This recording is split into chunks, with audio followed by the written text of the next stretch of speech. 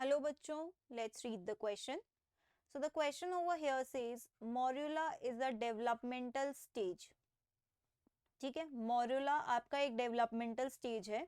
Zygote के बाद आता है ये स्टेज, जाइगोट के कई स्टेजेस बाद.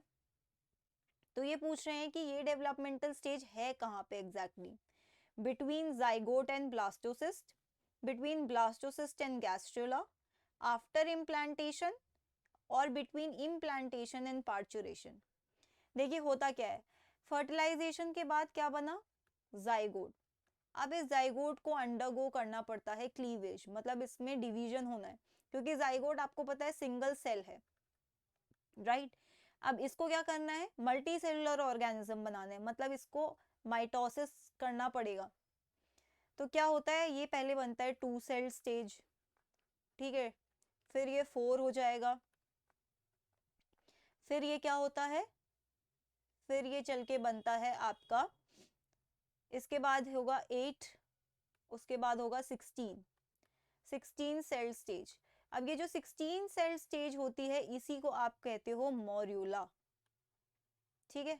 और मोरुला आगे चल के डेवलप करता है इनटू ब्लास्टुला, ठीक है. यही ब्लास्टुला जब प्रॉपरली अरेंज हो जाता है, ठीक है, ह्यूमंस के केस में आप कह सकते हो कि ये ब्लास्टुला ही ब्लास्टोसिस्ट है, क्योंकि इसमें सेल्स एक पर्टिकुलर तरीके से अरेंज होते हैं. अभी तक ये जितने भी 16 सेल्स थे ना, ये इस तरीके से ही थे, कोई पर्टिकुलर अरेंजमेंट नहीं था, एक कॉम्पैक्ट बॉल में ही थे.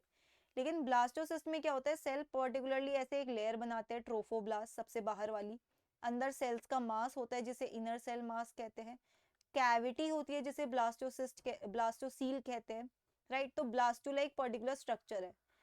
अब ब्लास्टुला के बाद क्या होता है, गैस्ट्रुला बनता है, एंड एक्चुअली में ये ब्लास्टोसिस्ट ही है जो इम्प्लांट कर जाता है, ठीक है. तो इम्प्लांटेशन अगर पूछी जाए तो किस स्टेज में होगी, ब्लास्टुला. फिर ये गैस्ट्रुला में बदलता है. गैस्ट्रुला मतलब इसमें 3 जर्म लेयर्स बनने लगती है, ठीक है, एक्टोडर्म, एंडोडर्म, मीजोडर्म, ये वाली जो लेयर्स हैं ये बनने लगेंगी, ठीक है. तो 3 जर्म लेयर्स बनने लगती है, और फिर ये गैस्ट्रुला आगे चल के और डेवलप करेगा, 3 मंथ्स का होगा. ये फर्दर डेवलपमेंट है फीटस की, ओके.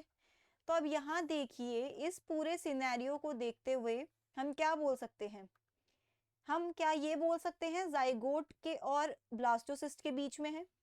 तो देखिए ये रहा जाइगोट और ये रहा ब्लास्टोसिस्ट, तो मोरुला इसके बीच में है, तो ऑप्शन ए करेक्ट है.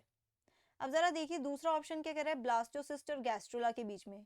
ब्लास्टोसिस्ट और गैस्ट्रुला के बीच में तो मोरुला है नहीं. फिर आफ्टर इम्प्लांटेशन, इम्प्लांटेशन तो ब्लास्टोसिस्ट की हो रही है ना, ब्लास्टोसिस्ट की, तो ये तो इम्प्लांटेशन के पहले का स्टेप है. Between implantation and parturition, parturition layman language में कहते हैं डिलीवरी को. तो इम्प्लांटेशन के बाद तो गैस्ट्रुला बनेगा, उसके बाद बेबी 3 मंथ्स का होगा, 6 मंथ्स का, लेटर 9 मंथ्स के बाद पार्चुरेशन होगा. तो इसके बीच में मोरुला तो है नहीं.